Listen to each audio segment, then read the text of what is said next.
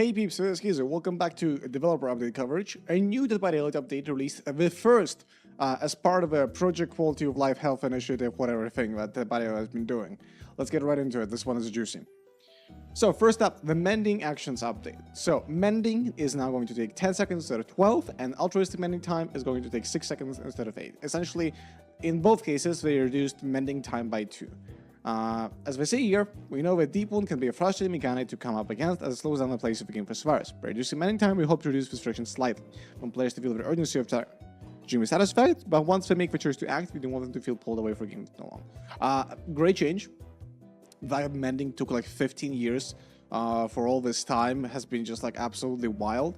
And I know people use it partially as like a slowdown game tool, but I think that's just boring. It's like more holding one, but even worse because in the progressive game objective you're just standing there like I would like the altruistic mending time to be reduced even further. Like I think like if it's 4 seconds, I think that's fine.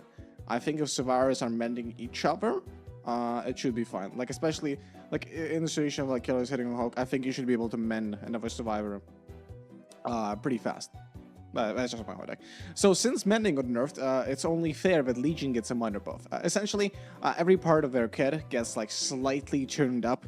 Fatigue time is lessened. Fatigue move speed is slightly raised. Feral Frenzy now lasts for 11 seconds instead of 10.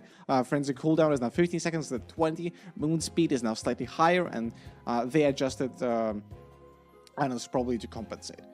This is what I imagine.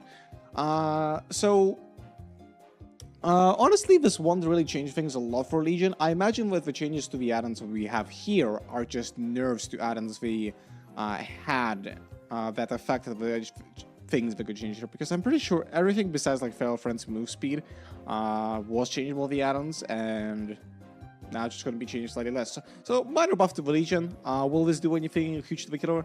No, I don't think so. So Xenomorph got actually kind of a major update. They say it's a minor update, but the sum of its elements is greater than its just parts. So the tail charge time is 0.35 seconds now instead of 0.2. The tail charge sound attack volume is now higher. I didn't know there even was one. You know, that's probably how faint it was. Missed attack cooldown is now 2.5 seconds instead of 3 seconds, so it's reduced. The killer instinct range detection is 60 meters instead of 12. When you exit the town, you see the killer instincts of people nearby you. The time it takes to get out of the tunnel is 1.5 seconds instead of 2.25. The amount of fire needed to burn the Xenomorph out of crawl mode is 175, was 100, so that's 75% buff. But the delay before the Xenomorph's heat starts to dissipate is 15 seconds. And his heat dissipation rate is 2 seconds instead of 25 a second. And I just disabled add-ons to align with these changes. So the goal they have with this rework is to make survivors have a better time against the Xenomorph while not making him weaker at the highest levels.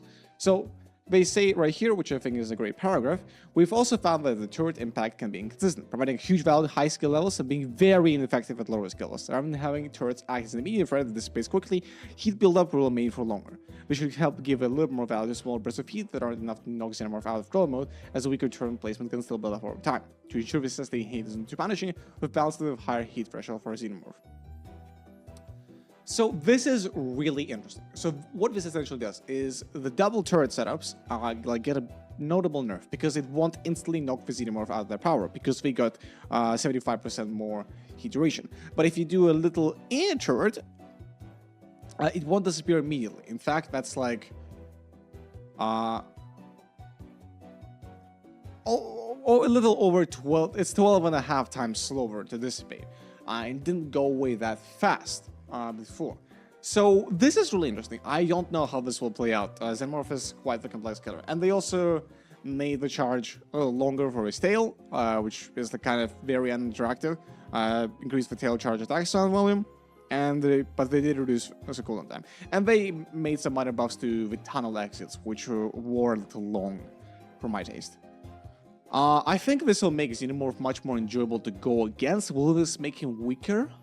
I think probably, right? I think like overall this will make him weaker, but I think maybe at the highest levels he will remain about the same.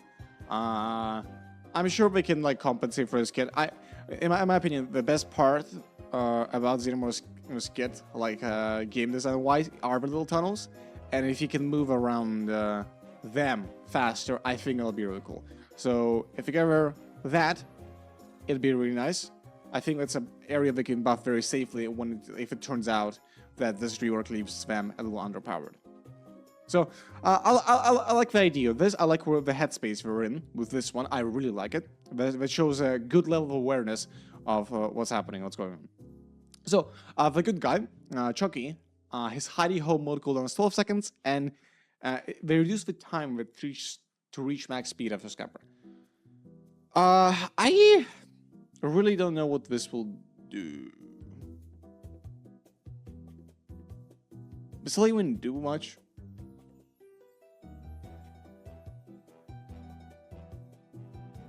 Okay, I really don't know, but maybe the changes will adapt. I guess I haven't played Chucky in a while.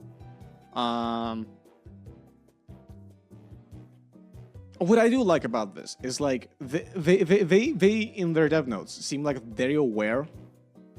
Like here, we know the good guys deal team will chases with historically been straws, while recent chases have been less oppressive with lower marks. We've made some adjustments to help them get improvement feel, particularly celebrating the sweet quick graphics cap animations. It's fascinating that how aware they are in these patch notes, right? I've talked about this in the podcast, but the team seems to be more aware of the issues going on, and they seem to be aware, like they are in the right headspace. Like I might not agree with everything here, but they are in a very good headspace. Like all of these changes so far are very well justified, which I really like. So next up is a pretty big thing. Terrorist adjustments. So let's just read out their patch note here first. We've adjusted several killer terrorists to better fit the fair terrain playstyles. Killer with high mobility, killer can zip across the map at high speeds, have had their terror radius increased to give survivors a greater chance to direct approach. Plus reduce their use for stealth killers to better fit with playstyles. The Skull Merchant is a slight outlier here. While she can indetectable by deploying a drone, we felt she could still benefit from added stealth support.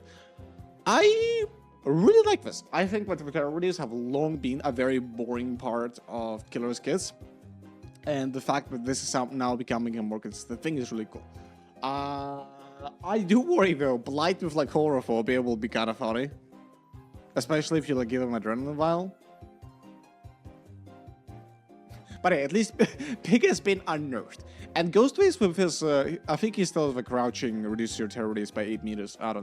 I think it'll be really interesting. I really like this. I really like the headspace. I'm sure like maybe some shitter playstyle might evolve out of this, but I do really appreciate that, and I find it really good that the velocity of the West Coast increased areas is being shared to these killers, and the Pig's getting a buff. Pig got buffed for once. I know what times we live in. And her last big update part is the match surrender option. So, big new mechanic. If one of the following conditions met, the surrender option will become available at the match video screen. When all remaining survivors are bots, the killer can surrender without disconnection penalty. When no generator has been completed for 10 consecutive minutes, the killer can surrender without disconnection penalty.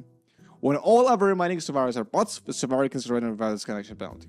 When all survivors are in a dying state, the survivor can surrender without disconnection penalty.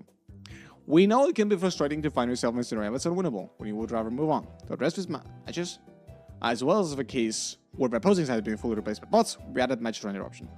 Current targeting to be most soft cases, but will continue to monitor player behavior to identify further opportunities for expanding this option. And for your multiple over, we see you. This will not trigger the surrender option. You know, I didn't even think of it, but in fact, they thought of it. The PHVR actually outthought me for even a moment is wild.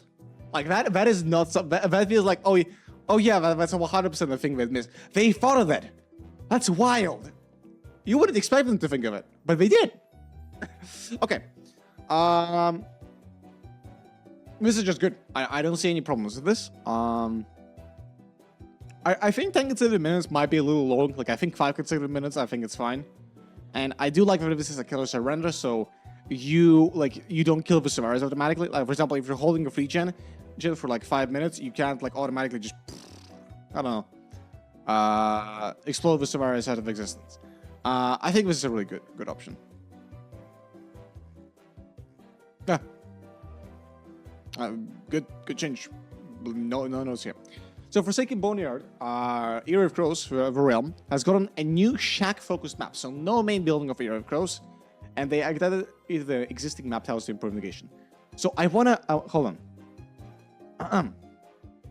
Specifically, we've heard your feedback, but area cross can be difficult to navigate. It has effects to collisions with certain aesthetic elements. We opted to remove the large branches from map tiles on the shack map, while also introducing double pallet tiles, so the whole will add some new exciting movement possibilities. Holy shit! What game company is this? Why? Like they are like, oh yeah, guys, this problem you said for us for like 5 years now. Yeah, we're gonna listen to you now. Are you joshing me? Are you joshing me? Like, what happened? What changed to the Dead by Daylight team from the last year to this year? Like, what the fuck is this? This seems just good. Firstly, I imagine the shack map will be substantially weaker than the Era Cross map. So this is essentially a nerf to Era Cross map offering, which I'm sure a lot of guys are happy about. And that the new tiles are smoothed out and more nice to play, I think is going to be good for everyone. Finally, let's move into a perks update section. Some wild ones here. Here, we got bunch of changes to Cooking Quiet, Deception, Dance With Me, and Return. Essentially, we don't need to go through all of this very extensively. The cooldowns got reduced, and their effects got slightly buffed. As we say here, the cooldowns and the conditions were really not matching up with the value they gave. So they reduced the cooldown, increased the duration of effects, and hope to give these off-meta perks a better chance at value in deception-based builds, which I think is really cool. No problems here. This is a great change for everyone involved, even killers, whatever. Okay, we'll get into the killer starter perks, and here it's a little boring. So Knockout has gotten a rework. Now when the survivor drops out, if you move 6 meters away from it within 6 seconds, we gain 5% hinder for 5 seconds. No. No. Guys, let's look. Okay. The hindered status effect is something reserved for killer powers for a reason. It's really fucking powerful. This is insane. If you drop a pallet and you move away within 6 seconds, you're gonna have 5 seconds of 5% hinder. Nah, you aren't cooking. This is like wild. What the fuck? But at least Knockout's gonna change. So this is 100% getting a nerf. This is like this is stupid. No, nah. Nah. Alien Instinct has gotten pretty major buff. It's now essentially double the duration and triple the oblivious with status effect duration. No major complaints here. Alien Instinct is a fine alternative to barbecue, I think. Hysteria also got a minor buff. I don't mind the perk. I think it's whatever. Deathbound got another buff again. I don't even remember what the perk does right now. Something. And Nemesis got a double duration buff. Similar to buff, we nerfed some killer perks that have also been underperforming, boasting lower pick rating kill rates. So again, they just we're buffing the underpowered stuff.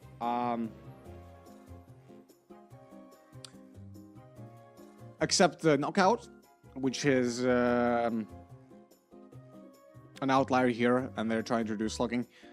I agree with reworking Knockout on something entirely else different. Not this. This is I don't like this. I don't think that's cool. Something else, please. Okay, minor recording hiccup. All in all, this is a really good developer update that I didn't expect to actually be any good. So, props to BHVR for doing something good for a change. I do very much appreciate that. I think that's really cool. Yeah, I literally my only complaints are we'll see how Xenomorph goes out. I think for the match runner options should be a little more lenient. And I think Knockout is a problem. Besides that, very positive developer update. And very thoughtful, very mindful, and very aware of the issues and how they should probably go about solving them. I'm positively perplexed. Alright, peeps. I bid you luck.